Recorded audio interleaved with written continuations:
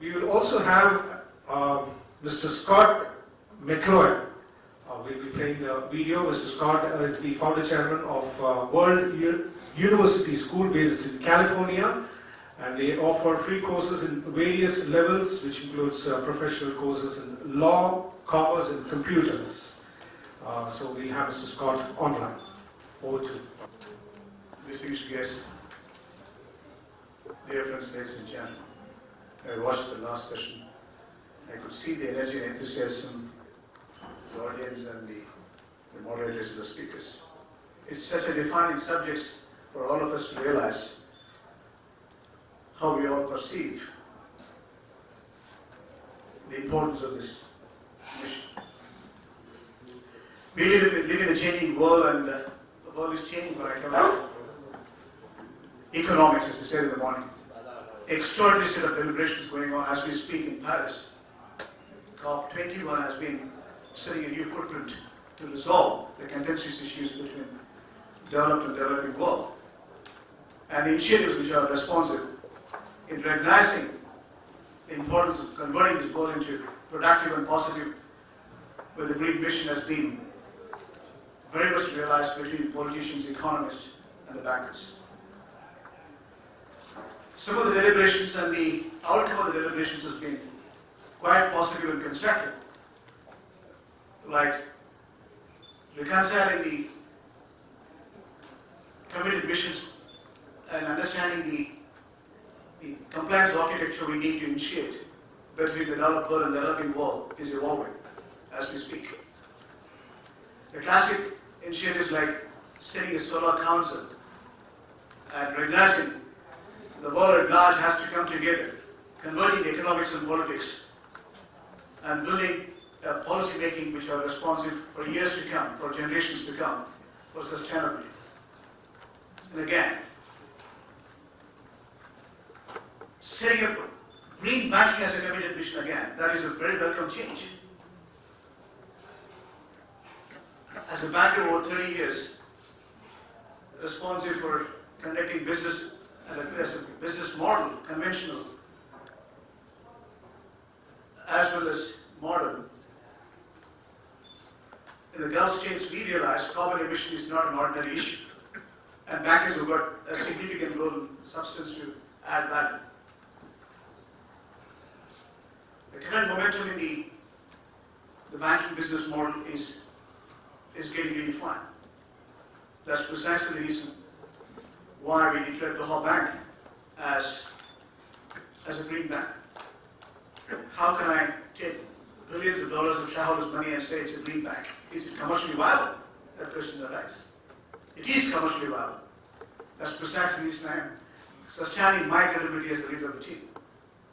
I have the privilege of running over 13 years, and we have given billions of dollars in multiple forms and respects to support the green missions, committed missions. It's not charity, it's corporate social responsibility, commercially viable, responsible business model. And that's what we need to understand. Green banking is all about recognizing investments or lending. A substantial portion of your risk-weighted capital needs to be allocated for projects which are responsive for carbon emission reduction or creating a carbon neutral society. Whether it is renewables, solar or wind or biofuel or biomass, or adding value for reducing the waste or recycling,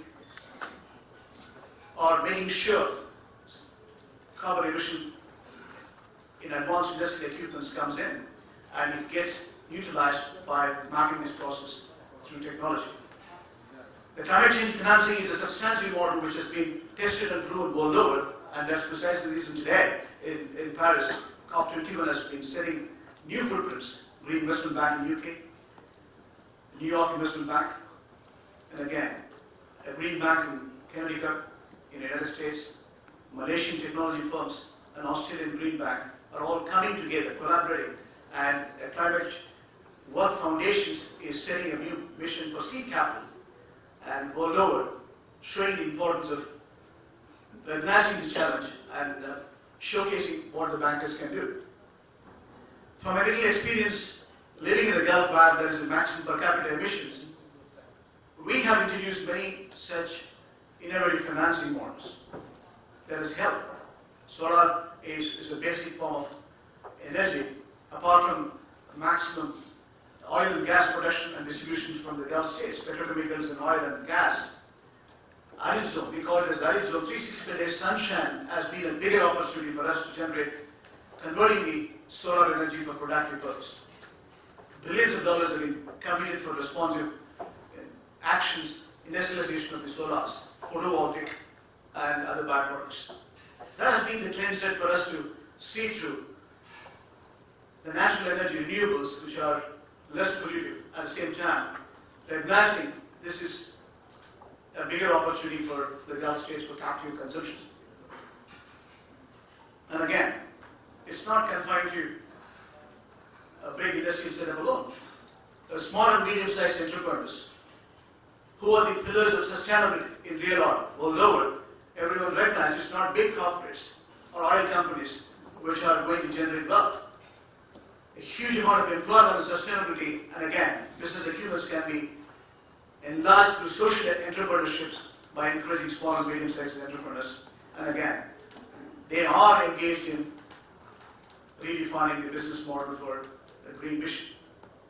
And that's been a tremendous success in the Gulf states, whether it is water management or waste management or sewage treatment.